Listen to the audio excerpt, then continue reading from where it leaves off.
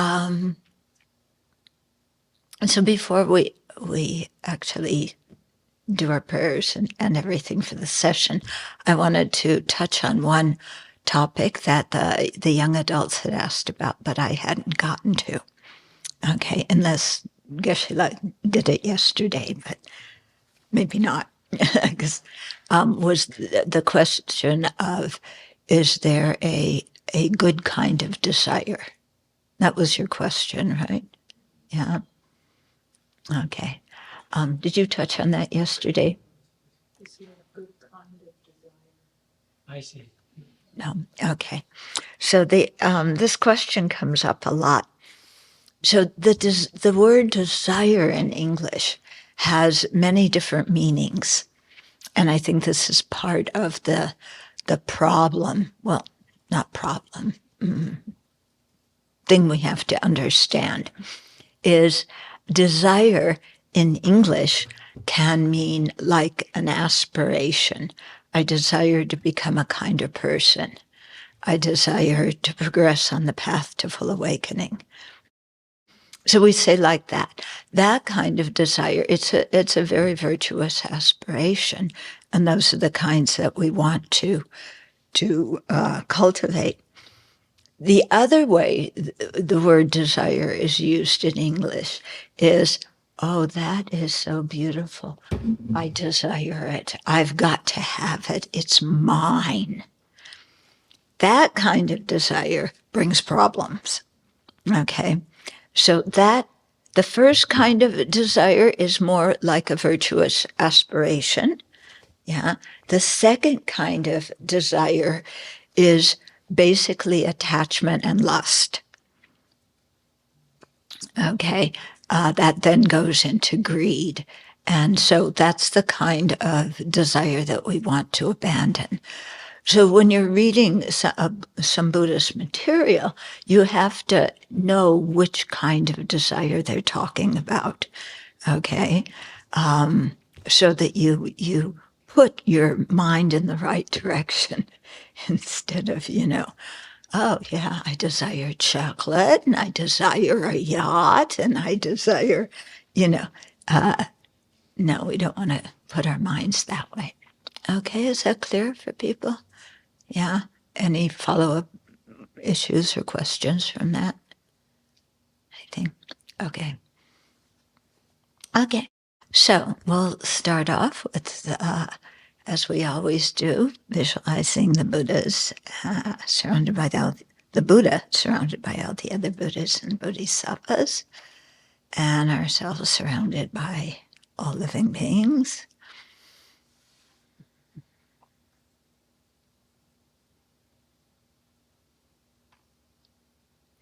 And it's very helpful to our minds when we do this visualization to think that we're leading all the other living beings in taking refuge and generating bodhicitta.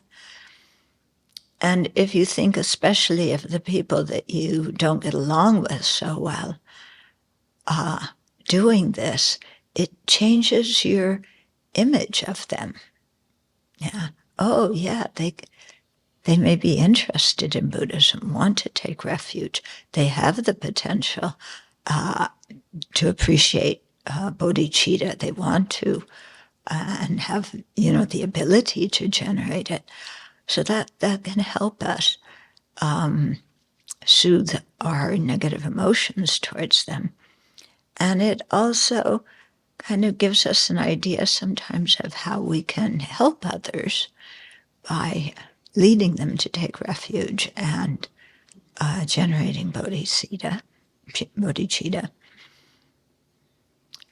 But leading them to do that is very different than forcing them, pushing them, cajoling them.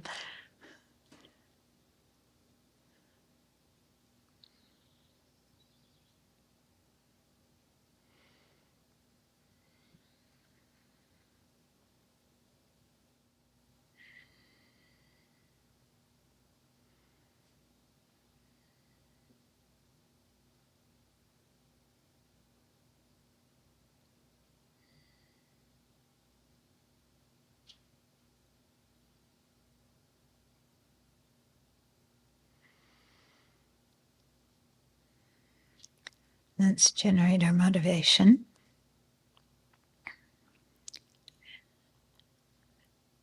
So if we observe our thoughts closely, we have a very strong tendency that has been encouraged by society and our friends and our family to want more and better. So that's kind of our theme song, more and better, more and better. I want more and I want better.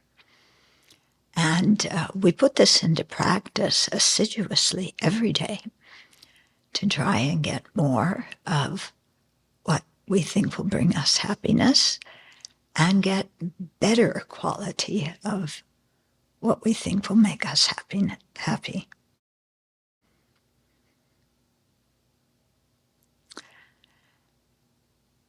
And it's even linked up to being a patriotic citizen, because we help the economy when we buy more, when we buy better.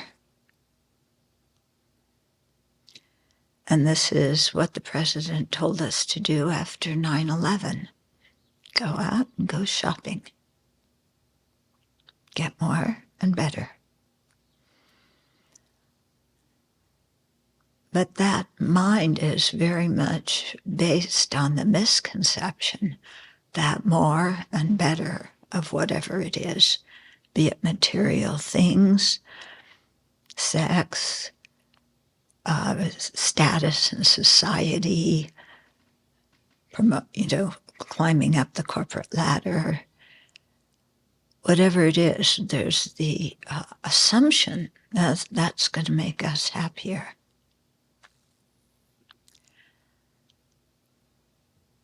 But every more and better brings its own problems.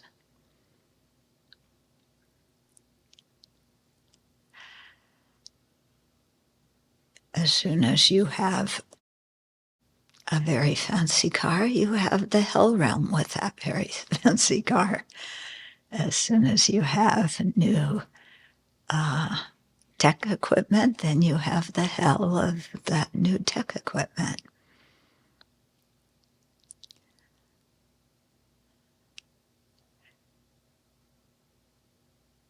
As soon as you have another fantastic relationship, then you have the hell of it not always being so great. So this is all due to the grasping mind that misapprehends how things exist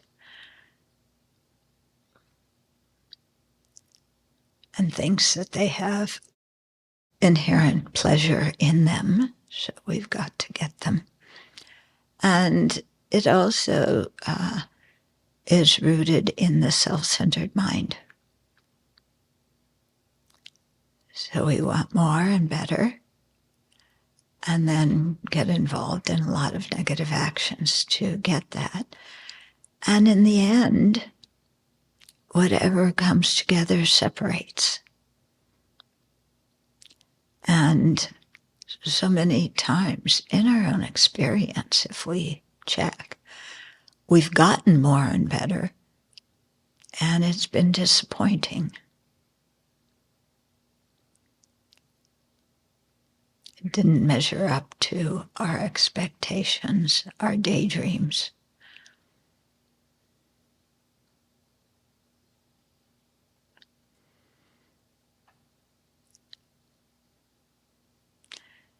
And wanting more and better leads us to compete with others. It leads us to be envious and jealous of those who have more and better than us. And it leads us to be very arrogant if we have more and better than them. And none of that actually brings happiness. When you're wrapped up in competing, comparing.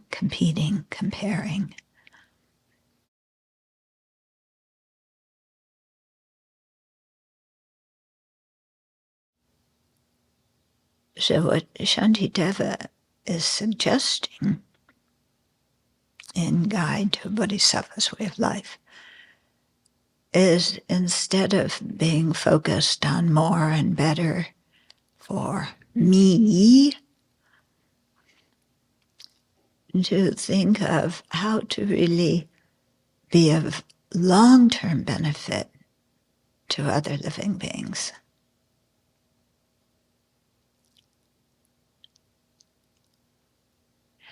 And have doing that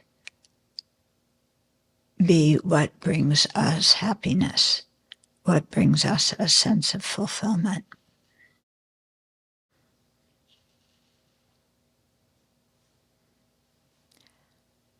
So that isn't a thing of I'm going to please everybody, and then they're all going to say, thank you, you're so kind, you're so generous, and then I want more and better praise.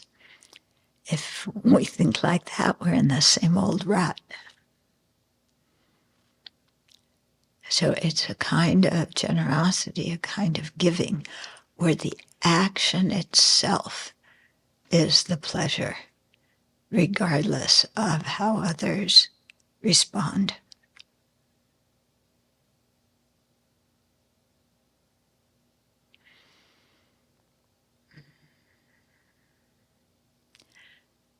So when we're listening to teachings, in order to be able to generate these kinds of qualities by practicing the Buddha's teachings, then we're thinking long-term about, or we want to think long-term about really being of benefit to others without expecting rewards and thank yous and status.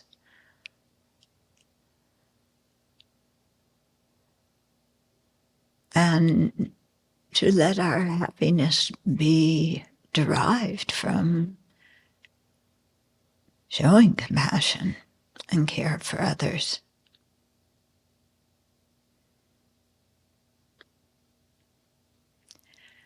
And rejoicing that all of our old friends have more and better material relationships and social status than us. And we wish them well, but we're certainly not envious of them. Because we've checked out the path we're following, and we have confidence in that.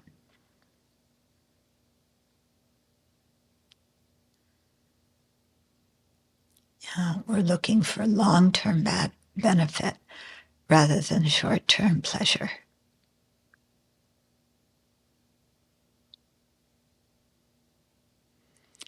So take a minute and cultivate that attitude before we begin.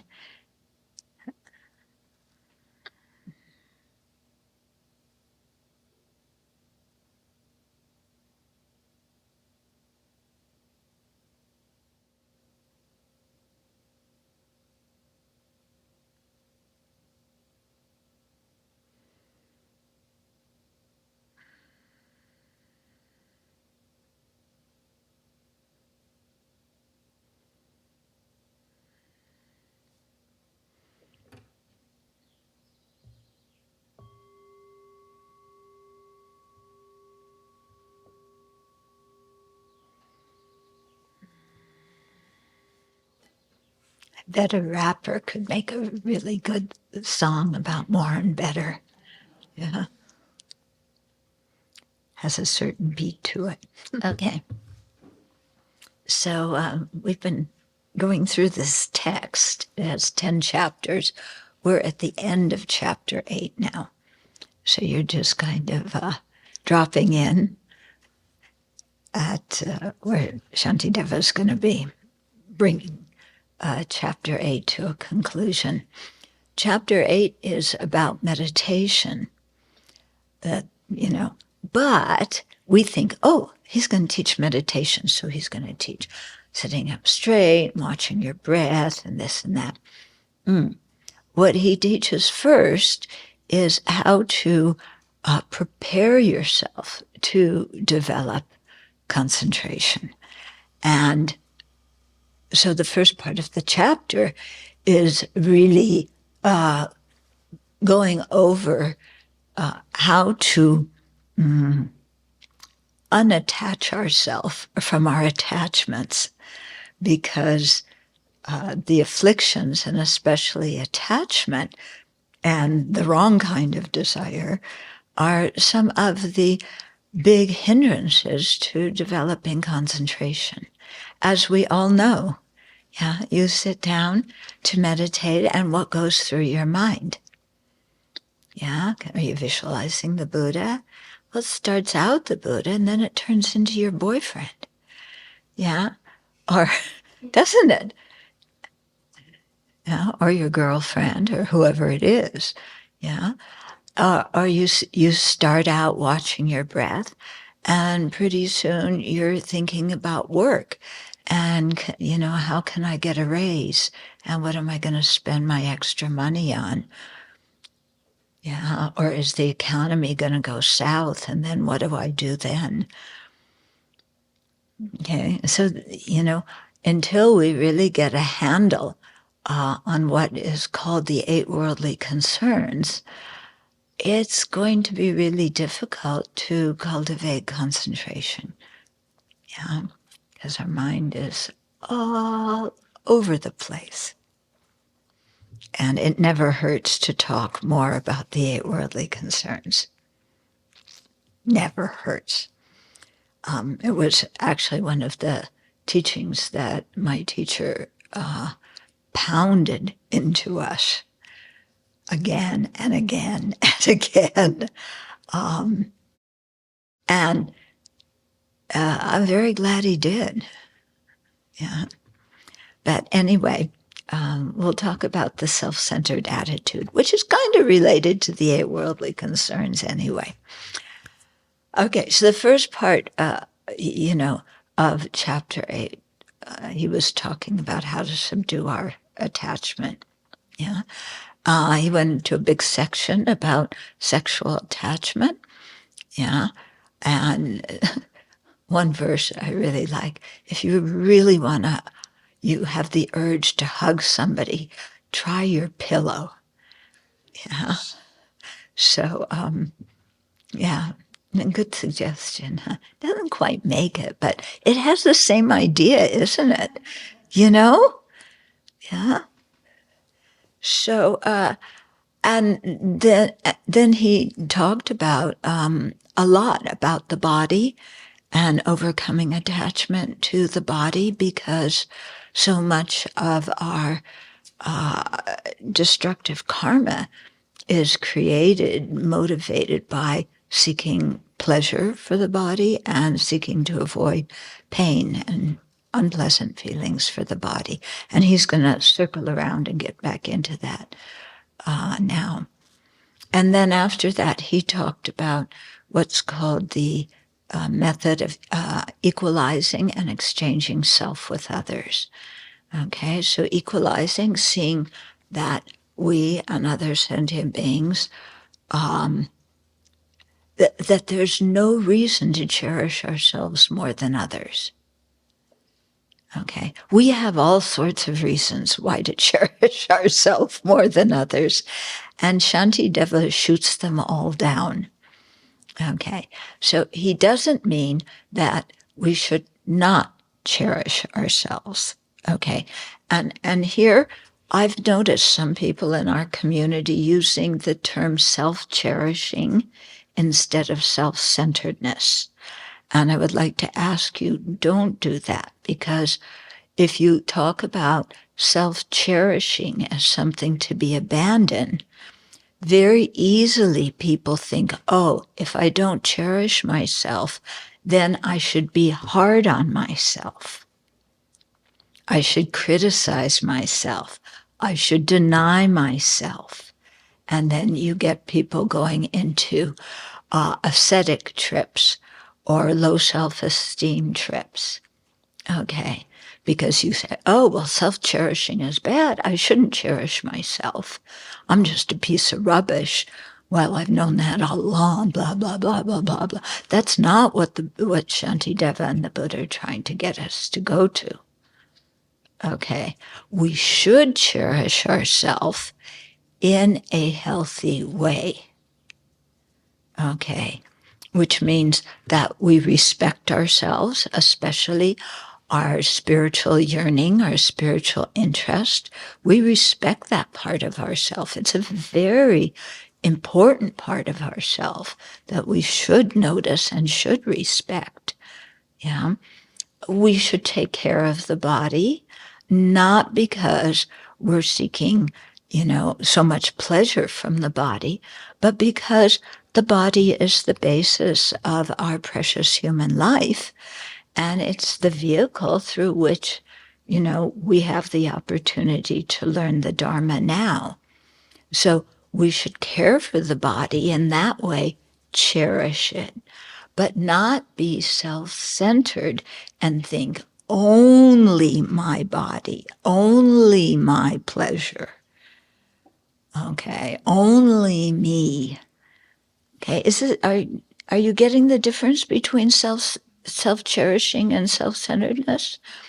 This is actually quite important because one time, and some of you have heard this story, but for me it's a powerful one. One of our teachers always used the term self-cherishing, because he learned English by looking things up in the Tibetan English dictionary. Okay, so he didn't always get the correct nuance of different words. For example, he translated. He looked it up in the dictionary, and instead of saying wrong views, he said heresy. Oh God, yeah. So of the 10 negative actions, the last one is heresy. What do you think of when you think of heresy? Yeah? There's Joan of Arc at the stake, and all the witch trials and burnings in Massachusetts, wasn't it? Yeah. So that's not what the Buddha was talking about. Okay, so we have to really look at translation terms carefully. Yeah. So we do cherish ourselves because we have the potential to become a Buddha. We do not cherish ourselves because we're the most important one in the world. Okay, so we have to have the correct reason for this. Yeah. But and in one way we are valuable, in another way we aren't. We are valuable because we have the Buddha nature and the potential to progress on the path. We are not valuable in the sense that I am the center of the universe and everybody should do what I say. Okay, so, to have self-respect, to cherish ourselves in a healthy way, not in an unhealthy way. Okay. So I go off on tangents sometimes, but I've been wanting to say that for a while. Okay. Yeah. So then he was talking about exchanging the disadvantages of self-centeredness, the benefits of cherishing others. Yeah. And then a very special meditation where we imagine, it's called exchanging self and others. So whereas now we consider ourselves as the most important ones, we exchange that and other living beings become the most important ones. Okay. That doesn't mean becoming a people pleaser. It doesn't mean becoming Mr. or Ms. Fix-It, where you go around sticking your nose in other people's business and trying to fix their lives so that they do what you want them to do. Okay? So, with all these terms and things, we have to really have a correct understanding of what they mean. So it's exchanging whose happiness we hold foremost. Yeah. And we all believe in democracy, that the power of the majority should go with that. So if we have a vote between we'll just stick with human beings, 8 billion minus one human being, number of human beings, versus one human being, and we're voting on whose happiness is most important, who's going to win? Is it the one or the 8 billion minus one? The 8 billion minus one, their happiness is going to be more important than the one. Yeah. So we consider we're the one. So we're, exchanging self and others and considering the happiness of others as more important than our just running around like chickens without our heads, grasping for social status, grasping for possessions, grasping for sex and pleasure, grasping, clinging, craving, I want, I don't want. Yeah. So cherishing others, doing something beneficial for them is definitely more important than that. And it brings us more satisfaction in our life and more peace of mind. Yeah. When we look, because especially now people are talking about young adults having so much stress.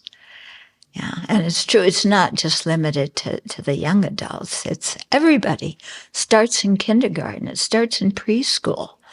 Okay, and it goes until, you're buried or burned or whatever happened, what they do to your body. Okay, of us always, thinking foremost of ourselves and competing and comparing. And that makes our lives really quite miserable. Yeah. We think it makes us happy. Oh, look, I got status. Yeah, I'm better than those kids in high school who were the real popular ones. And while I was left out, now I have a corner office.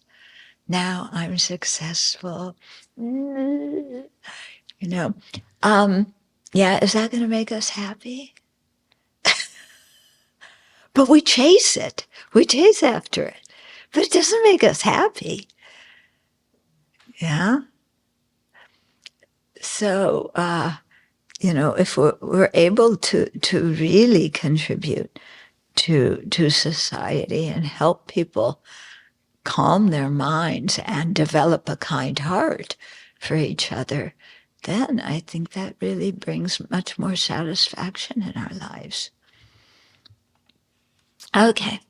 And so now he's kind of wrapping things up in the chapter. And what he's going into right now, we'll see, is again coming back to the body and how much we become slaves of our body. And bringing up something quite interesting that we're so concerned with our body, physical sensations. We don't like being hungry. We don't like being too hot or too cold or thirsty. We don't like smelling unpleasant things. We want to smell good things. We want nice touches, always seeking physical pleasure and sensual pleasure, from all of our senses, music and whatever. And he brings up the point that our body, we're pampering the body, we're looking out for the body like it's, so incredibly important. Its pleasure is so incredibly important. But actually, the body doesn't care. The body is just matter. It's just atoms and molecules. It itself, divorced of a consciousness that's associated with it, that body doesn't experience pleasure or pain.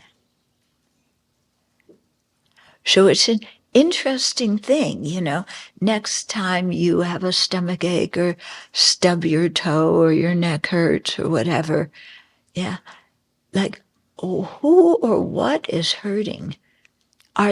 Is the body itself experiencing the pain? Or is it the consciousness associated with that body? Yeah. Especially the aggregate of feeling. Yeah. Is that what's experiencing the sensation of pain? It's the mind, isn't it? The body itself is not experiencing it. So it's an interesting thing to think about when, like when you're really hungry, I want something, and you're so focused on the pain here, and it feels like the body itself, divorced of the mind, is what's hungry. But it's actually because there is a tactile consciousness that we experience hunger. Yeah, without that consciousness, the body, the stomach being empty, doesn't have that unpleasant feeling.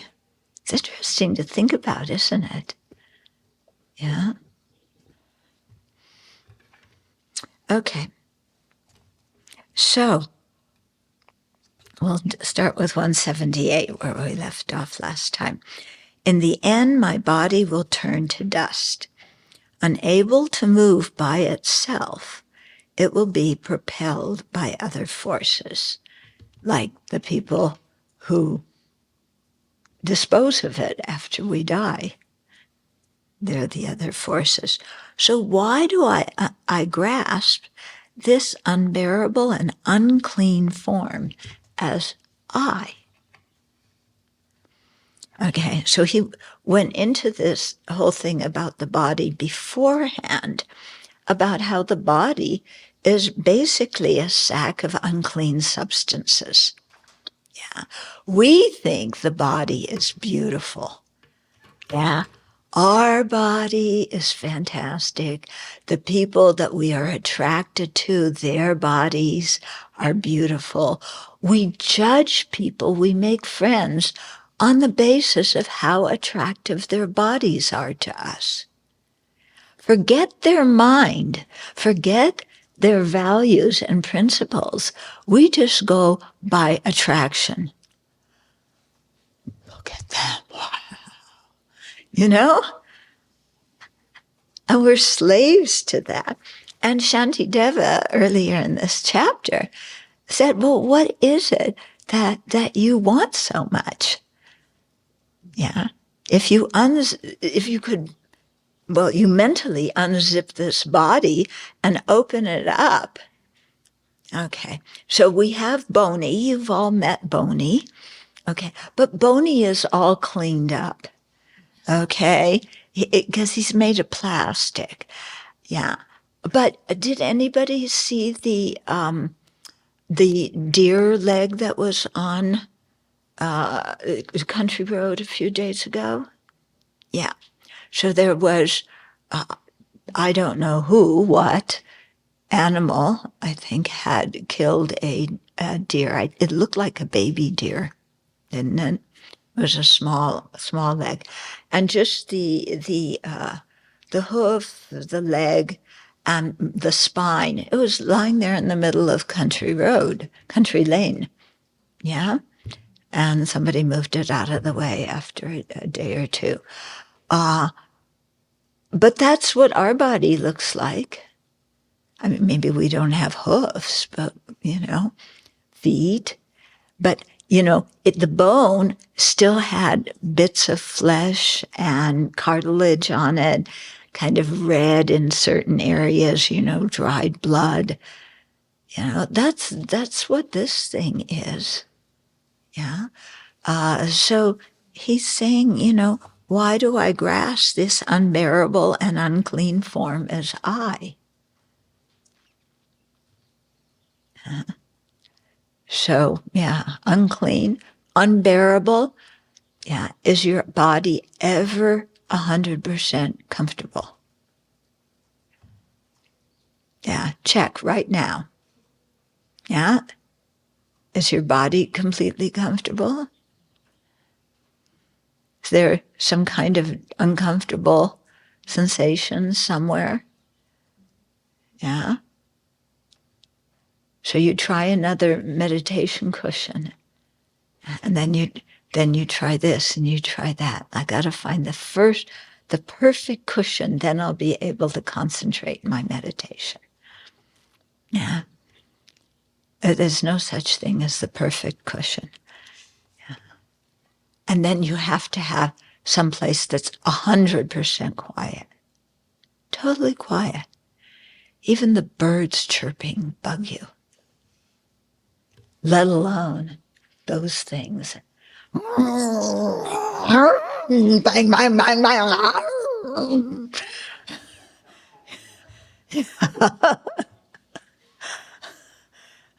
No, I want silence.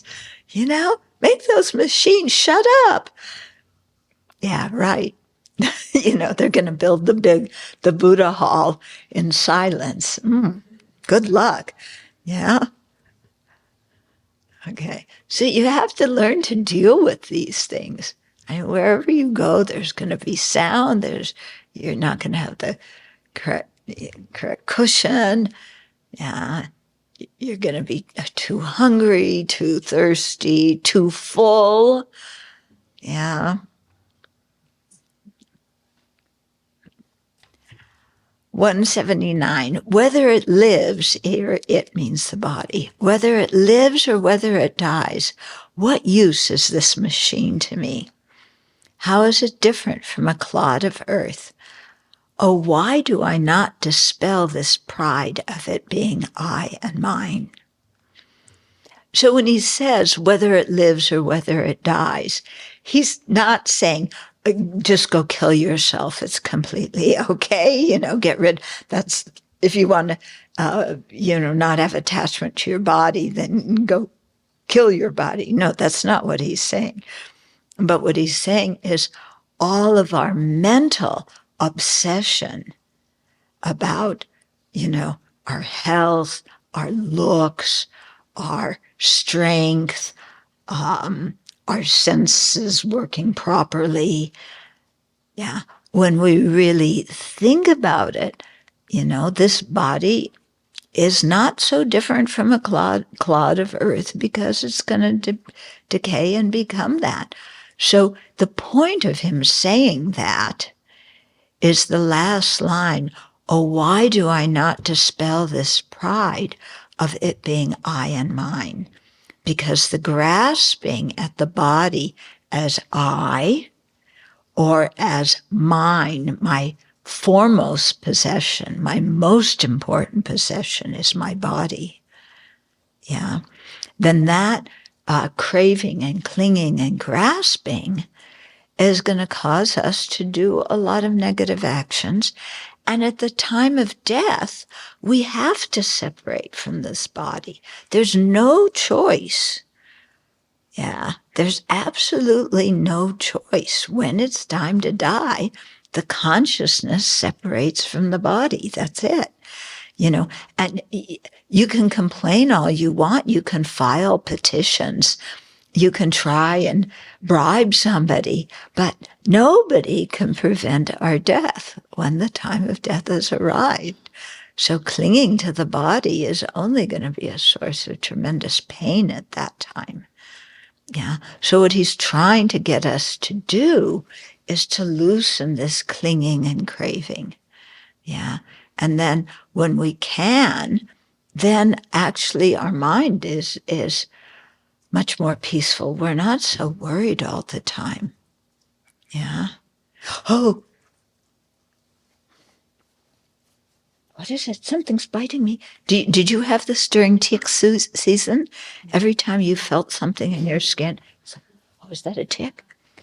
Was that a tick? You know? And you're just crazy, you know, kind of running around scratching, thinking everything's a tick and it's going to bite you. Anybody else besides me do that? Okay. And how many times does it turn out to be a tick? Usually 0, maybe 0.01% of the time. Not so often. But we're so worried, you know. So imagine you're trying to die and separate from this body and everything you know. And you're just, you know, focused like Nancy Reagan, you know, how am I going to look? You know, because she made sure she looked really good at her funeral, you know. It was Nancy Reagan, wasn't it? There was somebody else too. Some movie star, somebody, you know. Yeah. Who? Joan Rivers. Joan Rivers, okay. Yeah, you know, you have to have your hair done and your makeup on correctly and nice clothes, and you're dead. You know, your consciousness is somewhere else. It's not at your funeral, looking down at your body and saying, oh, how nice I look. I mean, can you imagine that? Just think about that. That's kind of ludicrous, isn't it? If you've died, imagine, if you could, you can't, but if you could, you know, you're floating up there, looking down. Oh, I look so beautiful, you know? I think I told you before, my friend's mother, when she had Hodgkin's, Hodgkin's leukemia, and she just wasted away for years. It was horrible. And at the funeral, you know, people filed past, and so many people said, I haven't seen her look that good in a long time. Yeah, the embalmist did a fantastic job. She looked great. Yeah? Is our body that valuable? That's what we want? Yeah, they make you look younger. You look 20 years younger lying in your casket than you did when you were walking around. You know, they dye your hair dark. They take care of your wrinkles. If you ever go in a mortuary to see, you know, somebody who's died, they have a reddish kind of light that shines down on the body, so it looks kind of pink. Yeah. At least for white people, and it looks like that, so that it looks like the person's still alive, you know, just that like they're sleeping. Yeah, but I tell you, my mother, if she had seen how they combed her hair, she would have had a fit. She cared a lot about her hair, but lying in that casket, it was just brushed back. She never wore her hair like that. Good thing she couldn't tell. But, you know, this is what the verse is saying. Why are we grasping this body as I and mine and fussing so much? Keep it healthy. Take care of it. Keep it clean. Yeah, and then use it for the Dharma. 180. Having accumulated suffering for no purpose, because of my honoring and serving this body, what use is attachment and anger for this thing that is similar to a piece of wood? Having accumulated suffering for no purpose, because of my honoring and serving this body. Okay, think of all the things that we do that are quite uncomfortable to make ourselves look good. Yeah? Just think about it. What you go through. And this is men and women alike. Okay. I think of people sitting in I don't know what kind of places but do Botox, but could you imagine just spending your afternoon with needles, in your skin to inject some kind of chemical so that you look younger? Yeah. Is that going to feel good? Does going to the gym and getting yourself totally wiped out, feel good? Or jogging is good, but jogging on concrete, on asphalt, totally ruins your joints. Yeah? So you jog so that you look fit, and then wait a few years, and you need knee replacements, you need hip replacements, you have arthritis from overuse. Yeah. So having accumulated suffering for no purpose, for the sake of looking good. Yeah. I remember when I was little, my mom, things, well, they're different than years ago now, but they're also similar. She would go to the beauty shop every week. Okay. And, wash your hair. Then you had to sit under a dryer. They didn't have blow dryers in those days. Remember, this was the dinosaur age. But instead, they had these big, huge helmets. Yeah? You remember those? And you sat under one of these big, huge helmets with curlers in your hair. Yeah. And then it blow dry it. Yeah. And then you came out and somebody ratted your hair. You're supposed to comb your hair this way, and they did it the other way to make it stick up high, because that was the fad, to have a bouffant hairdo. Yeah. And then you came home, and your husband and your kids says, Ma, you look so nice, but your hairdo has to last a whole week. Yeah. So you have to preserve it. So in the evening before you go to bed, you take toilet paper and you wrap the toilet paper all around your hair, and you put a hairnet over that to hold the toilet paper in place. And then you make sure when you lie down, that you don't toss and turn, because that'll mess your hair up. What? You left out the lacquer. Oh, yes. Yes. Yeah, hairspray. Yeah. I heard, the Trump's aide, who who's his co-conspirator on the charges. He carries they call it the orange hairspray with him for whenever Trump needs it, because Trump, he probably had more hairspray than my mother. Just, yeah. Yeah. And my mother, when I got to a certain age, wanted me to do that. I said, no. Yeah, I had to do it for a few special occasions, but it's not my version of happiness. Yeah. Now, you still do it, and the guys do it too, and the guys are using hairspray and dyeing their hair, and they have to dye your sideburns now, because they get gray before the rest of your hair, and look around to buy some hair, because you need more hair.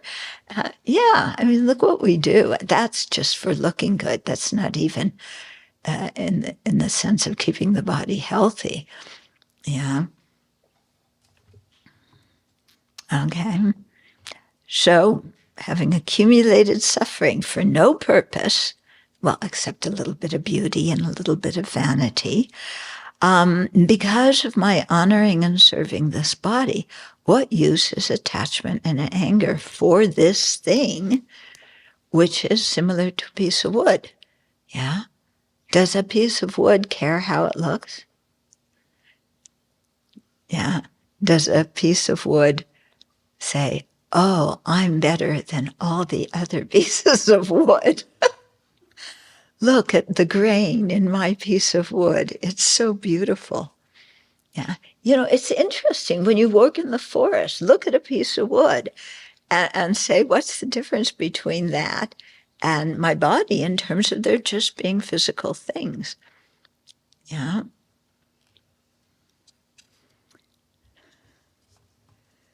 Yeah. Okay, 181. Whether I am caring for my body in this way or whether it is being eaten by vultures.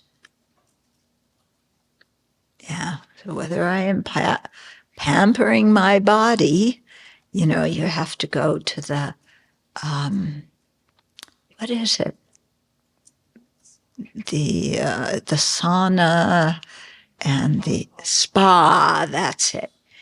Yeah, you want to go to the spa.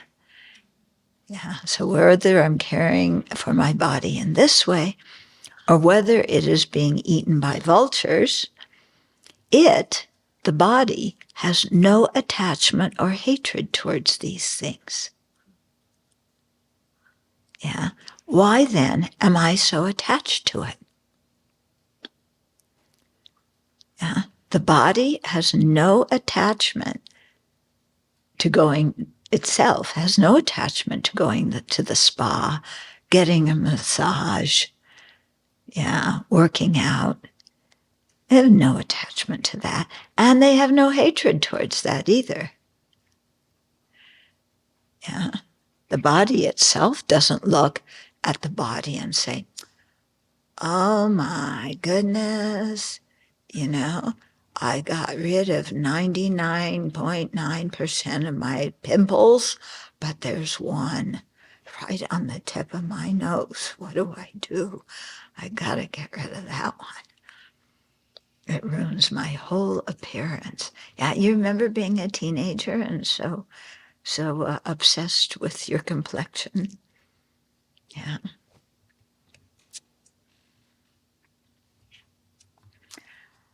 Okay. So the body itself has no attachment or hatred towards these things. Yeah. The body's hungry. The body doesn't get upset and in a bad mood. The mind gets upset and in a bad mood. Yeah. So why am I so attached to the body? Yeah. Why am I so attached? He dealt with this theme a lot earlier in this chapter.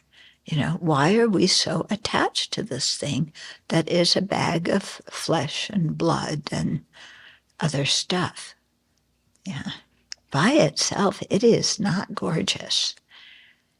Yeah. We think because it's covered with, skin, that makes it beautiful. Yeah. The skin is just the external packaging. And then the skin, your skin doesn't always stay nice. You get what my dermatologist calls barnacles. Yeah? You get a lot of barnacles. And then you have moles. And then they have so many different things that grow on your skin. It's amazing. So many technical terms that you can't pronounce. Yeah. Yeah. And then your skin sags. And it looks like your grandparents' skin. That's the reality of it, isn't it? So why are we so attached to it? 182. If my body knows no anger when derided, and no pleasure when praised, for what reason am I wearing myself out like this? That's a good question, huh? Yeah. The body that knows no anger when derided. Yeah. So think of how offended we get when people comment on our body. in a way that we don't like, and how we float to the moon when they say something about our body that we like. Yeah? It's amazing. Just a few sound waves can make our day or put us into depression. Few sound waves. You look so beautiful. Yeah. You smell so nice. Your eyelashes are wonderful. Yeah. Now, your eyelashes stick out to here. Have you ever noticed that? You got to be careful when you move because your eyelashes are going to hit the wall. Yeah? Huh? To Billboard, when we were running errands in Spokane yesterday, you could get eyelashes, a full set, for $70. $70.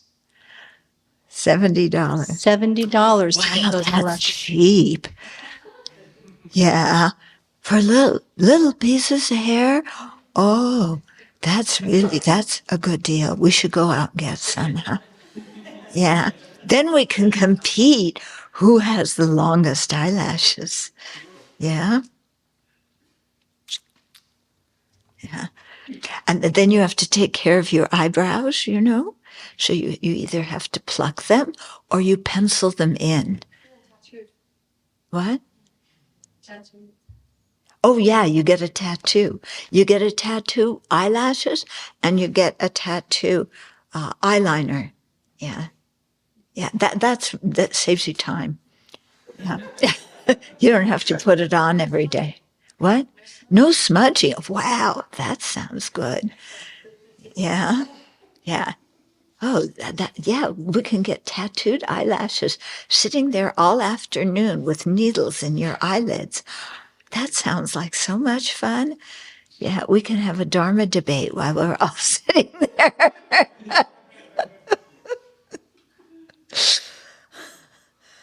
Okay.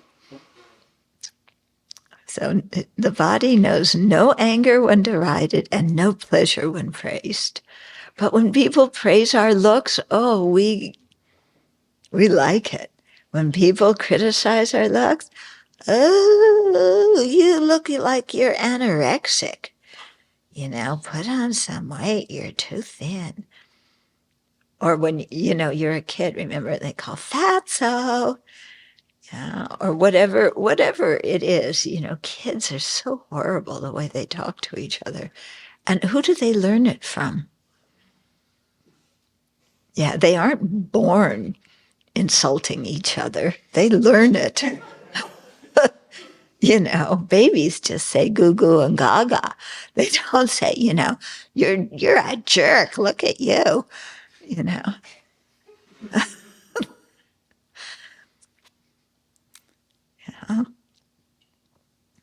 So why are we wearing ourselves out, trying to make this body happy and trying to make ourselves look good? Yeah. Yeah, you spoke about your identity crisis when you cut your hair. Yeah. Yeah, you remember last year when she came? She had really long hair. Oh, I was so jealous because my whole time when I was young, I wanted to have long hair. And I got it down to here, but her hair was longer. Oh, and then I had to cut it all off. Yeah. And I put my precious hair on the altar as an offering to the Buddha because I was getting rid of my attachment. My roommate came in and said, "Ew, who put this hair on the altar? Get it out of here." Well, that's my beautiful offering that I spent years and years growing.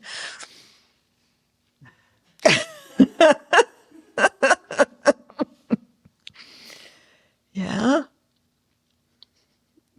Yeah, it's amazing when you think about it, what we do for this body and how sensitive we are. Yeah. Oh, you're eating another piece of chocolate? Are you sure you should eat that piece of chocolate? Oh, I'm just trying to help you. I know you're dieting.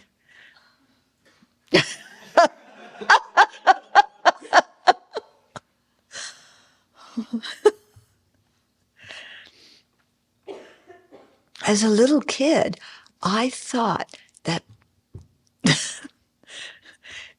see, you're a little kid, you learn from what's around you. I thought that most of the time what adults talked about was their weight, and what they ate. Yeah, because, my dad would sit down with a half gallon of ice cream.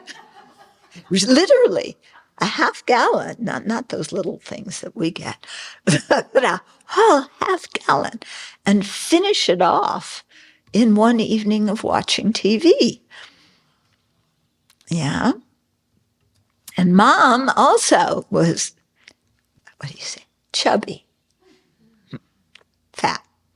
And so that's what they talked about with their friends. Everybody was so concerned with, what your body looked like and what you were eating to, to make it look the way you wanted it to look, or not eating, or whatever. And I thought this was, what most adults talk about, what they worried about, what they thought about. Sad, huh? I mean, they did talk about other things. They talked about their kids. Yeah.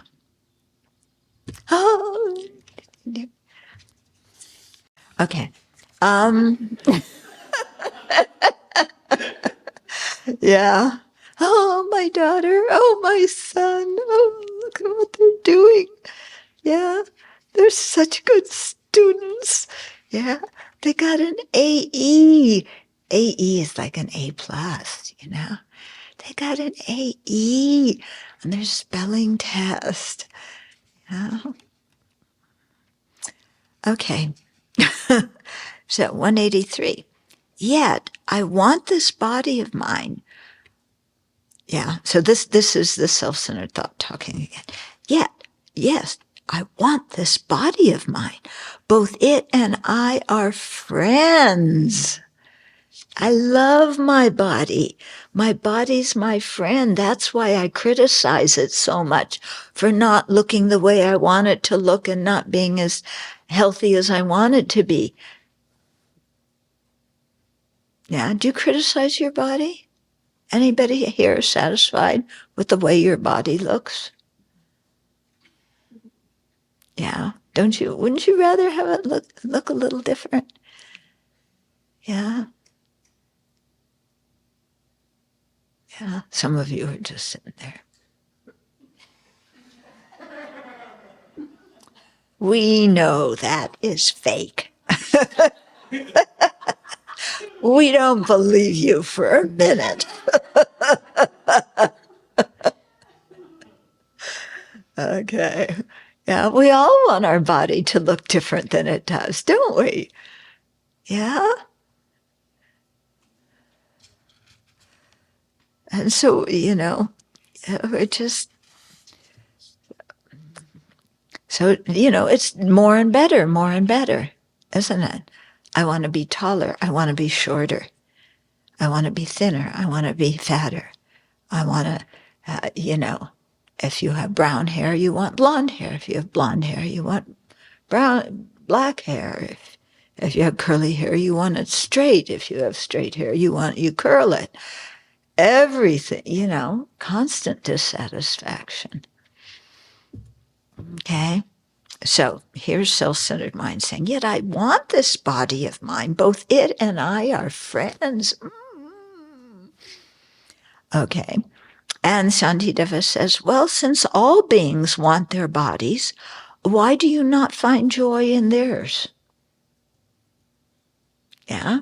If everybody is so attached to their body because they think it's wonderful, why don't you think their bodies are all wonderful too? Yeah.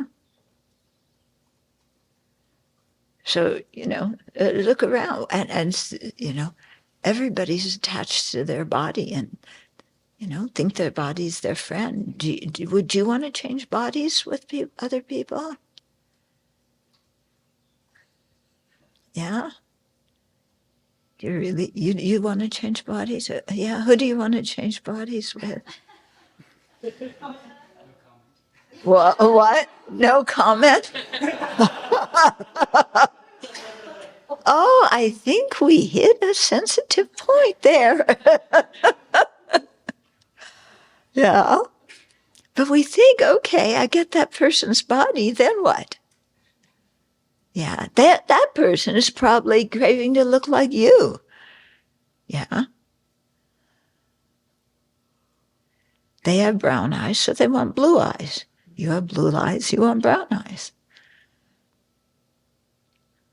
Yeah. We're all dissatisfied. Okay. So why don't we find pleasure, in other people's bodies, especially when they complain? Yeah. Isn't it wonderful to be around people who complain about their body? It's so nice. It's so comforting. Oh, this hurts. Oh, my stomach. I'm in so much pain. I'm exhausted. Yeah. Don't you want more bodies like that you can be friends with? Yeah. Then you can sit around. I mean, I've been with one Dharma center I was at for a summer course. There was a certain group of people that got together and ate lunch together. And what they did, the whole lunch, was talk about their physical ailments. And these people were not old people, They were mostly in their 30s and 40s. And complain, fetch. Yeah, I stopped eating lunch with them because they wouldn't let me talk about my pain. No, joking. But it's boring when you have to sit and listen, everybody like, oh, this and that. No. What is this? Misery likes company. Yeah. Yeah. So we're miserable. We want other people to be miserable together with us. Yeah. As someone in my late 30s who's now spending a lot of time complaining about my aches and pains and ailments, I think it's because I'm just so confused, right? Like, eventually one must get used to this, right? Yeah. You bet. You get more and better pains and ailments than before. Yeah. More things hurt. Then you need this. I remember when I used to travel, everything was so easy. Didn't wear glasses, didn't need hearing aids, so you didn't have to take glasses, didn't have to take the stuff for hearing aids, didn't need to take a comb and a brush. I was, didn't need medicine, either oral medicine for arthritis or something to rub on, whatever it was that hurt. Now when I travel, my suitcase is so full of stuff to take care of this body. It's pathetic. Yeah, you had to carry the suitcase. Huh? Yeah. Well, yeah, the body just needs more and more. Then you have to have vitamins and supplements for the supplements and vitamins for the vitamins. And then you have to have your whole list of everything you take. And then you get one of those things, several of us had the little purple things, Monday, Tuesday, Wednesday, Thursday, with all your pills in it. This one's for high blood pressure, and that one's for my liver, and this one's for my kidneys, and this one's to remedy the side effects of the medicine for my kidneys, and this one's to remedy the side effects of the pill I take for the side effects for my kidneys. Yeah. So why don't I just want more bodies like that?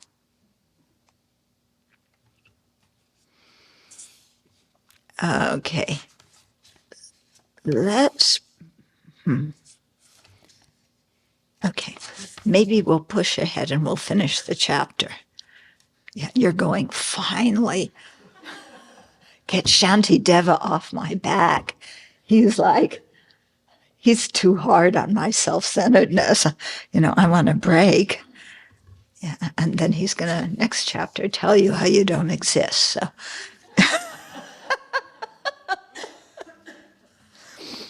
Okay, 184. Therefore, in order to benefit all beings, I shall give up this body without any attachment. Although it may have many faults, I should look after it while experiencing the results of my previous actions. Okay, so in order to benefit all beings, I will give up my attachment to this body, yeah, and use the body to, as the foundation for being able to gain the three wisdoms, the wisdom of hearing or learning, the wisdom of thinking or reflection, the wisdom of meditation. Okay, and although the body may have many faults, I should look after it, and accept the fact that I'm also going to be experiencing the results of my previous actions. And so, the body is going to hurt and it's going to get sick and it's going to get old and die. And I'm going to accept that because, through the power of my afflictions and my karma, I took this rebirth. And as soon as you're born, you're in the process of dying. You're in the process of getting old. So I'm not going to have all sorts of unrealistic expectations. Okay, 185. Okay, now you're getting fed up. So enough of this childish behavior.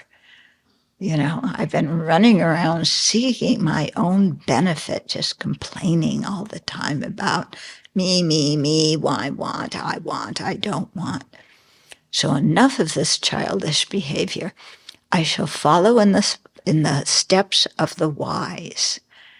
Okay, so look at who your role models are. Who do you want to be like? Who do you consider to be wise? And you want to be like them, generate those same qualities, live as they live, practice as they practice. Yeah? So, think about who the wise ones are, who your role models are, and choose them well.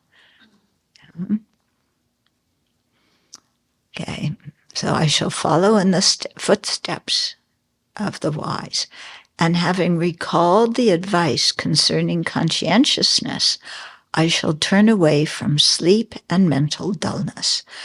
Okay, so there was a previous chapter on conscientiousness. Conscientiousness is a mental factor that cherishes our values and principles, our ethical conduct. It cherishes living in a way that's going to produce goodness for ourselves and others. Okay, so also I will recall the advice in that chapter, and turn away from sleep and mental dullness. This doesn't mean you stay up all night. Yeah, I mean, some of you have done that to do your term papers. We know that's not what he's advising here.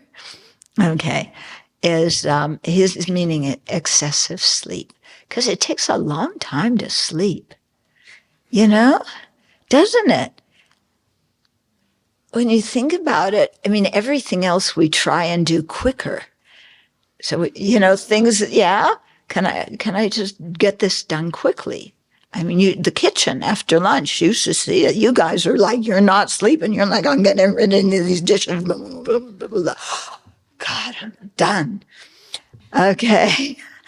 But sleeping takes so long. And you're not even enjoying it because you're not awake. Yeah. And yeah, so it's funny how we think we cherish sleeping for a long time, and it really consumes our human life, the time we have. So, if we can cut down on the amount of sleep we need, it's not talking about staying up all night, but not indulging the body. That's what he's talking about, not indulging. So abandoning sleep and mental dullness, because if we want to develop concentration, we have to overcome our mental dullness. The mind that sits down to meditate, the gross form mental dullness. I take refuge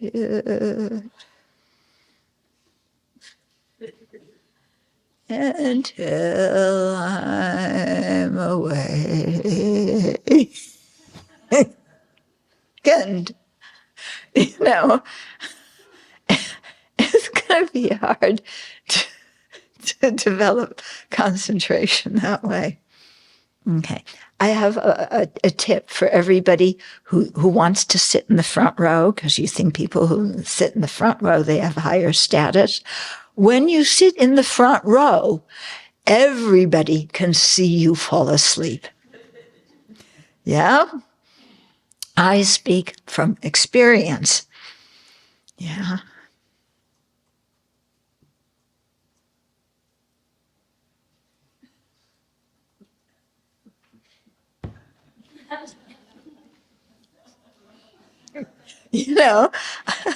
So, yeah. Okay.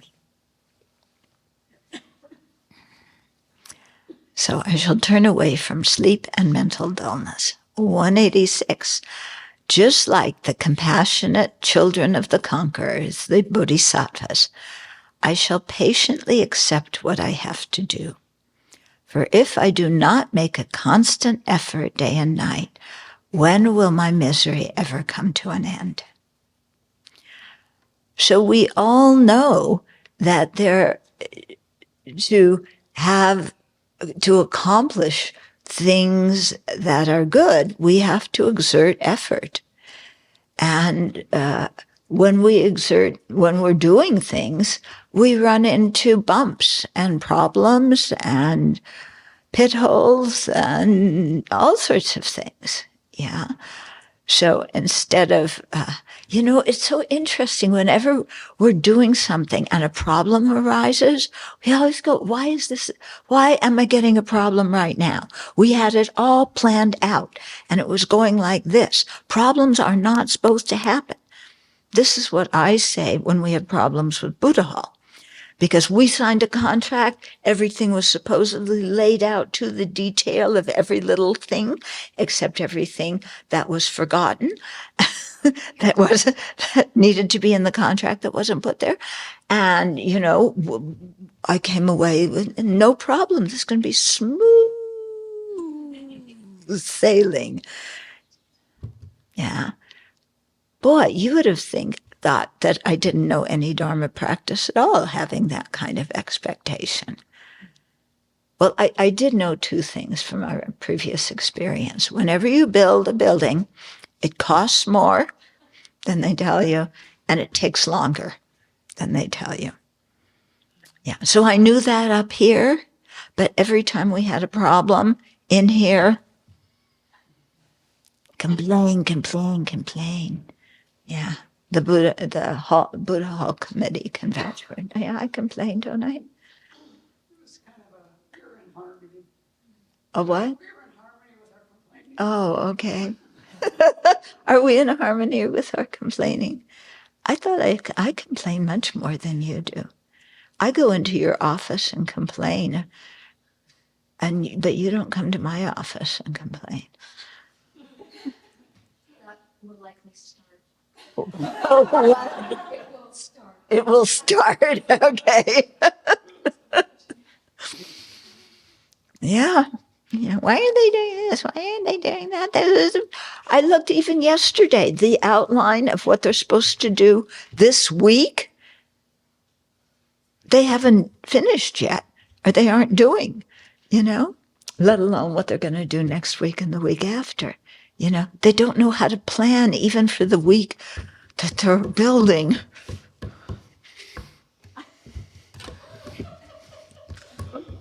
That roof was supposed to be on, I don't know how long ago. Yeah. Huh?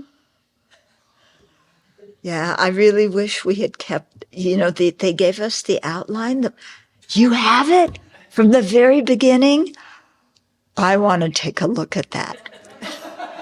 Because this building is supposed to be done by the end of next month, according to the initial outline. That means all the infrastructure, replanting the ground, everything inside and out. 1 month they're going to finish. Yeah, for the original price. No way. Okay.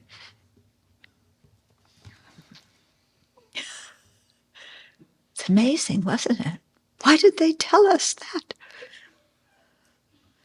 When even they knew it wasn't true. It's called business. It's called business. Yeah, I guess it is called doing business, huh? Okay. So I shall patiently accept what I have to do.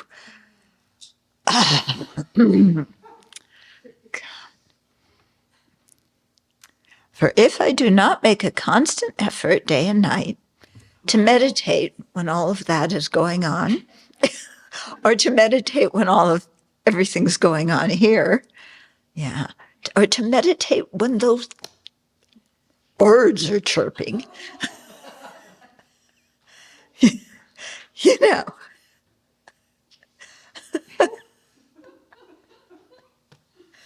I need to finish this chapter.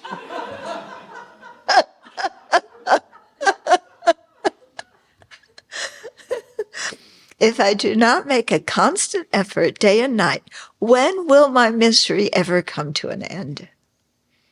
It's true. Are we going to get out of samsara? We're not going to get out of samsara by coasting along.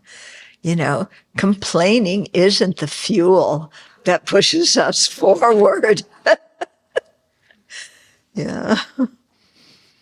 Okay, now the last verse. Will we make it?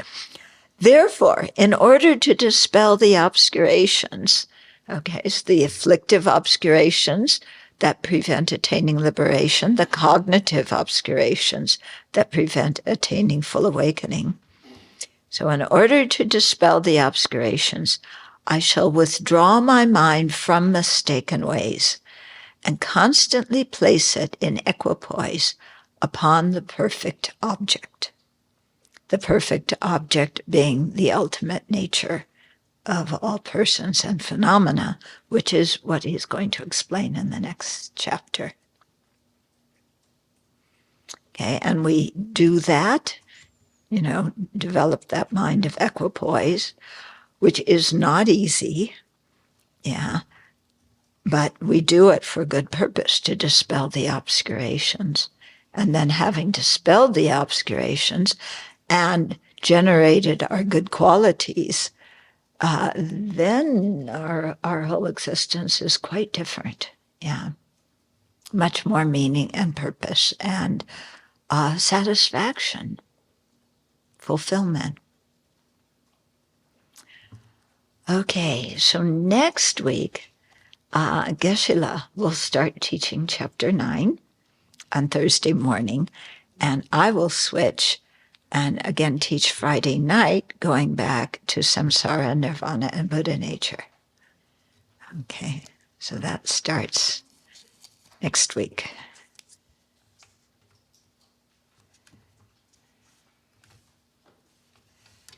Okay, I'll give you a hint of what's following.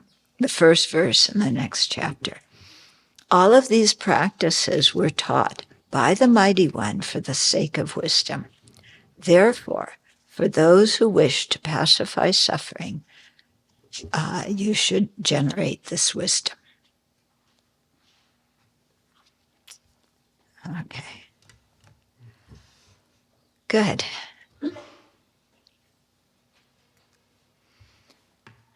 So we made it through, huh?